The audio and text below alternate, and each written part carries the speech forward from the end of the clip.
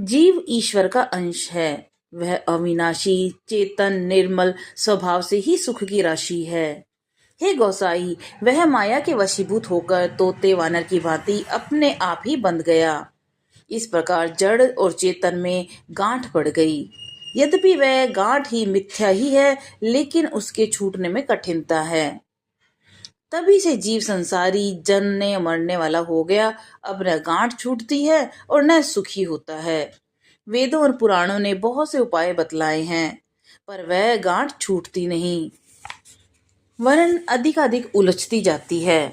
जीव के हृदय में अज्ञान रूपी अंधकार विशेष रूप से छा रहा है। इसे गांठ देख ही नहीं पड़ती कि छूटे तो कैसे।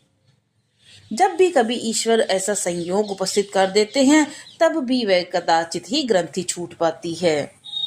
श्री हरि की कृपा से यदि सात्विकी श्रद्धा रूपी सुंदर गौ हृदय रूपी हृदय घर में आकर बस जाए, असंख्यों जप तप व्रत यम नियमादि शुभ धर्म और आचरण जो श्रुतियों ने कहे हैं, उन्हीं हरे तृणों घास को जब वह गौ चरे और आस्तिक भाव रूपी छोटे बछड़े को पाकर वह पहनावे, निवृत्ति सांसारिक विषयों और प्रपंचों से हटकर गौ के दूहते समय पिछले पैर बांधने की रस्सी है और विश्वास दूध दूहने का बर्तन है।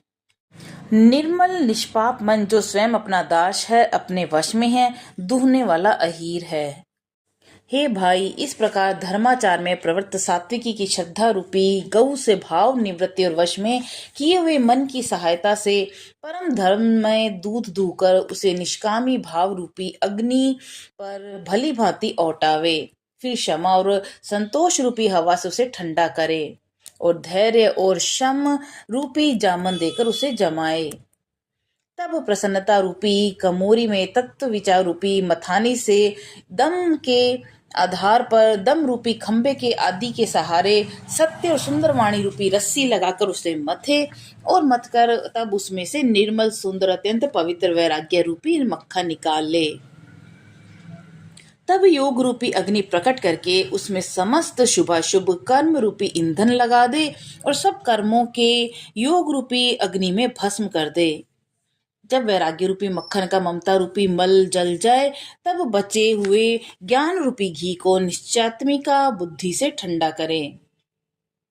तब विज्ञान रूपिणी बुद्धि उस निर्मल घी को पाकर उससे चित्त रूपी दिए को भरकर समता की दीवट बनाकर उस पर दृढ़ता पूर्वक रखे।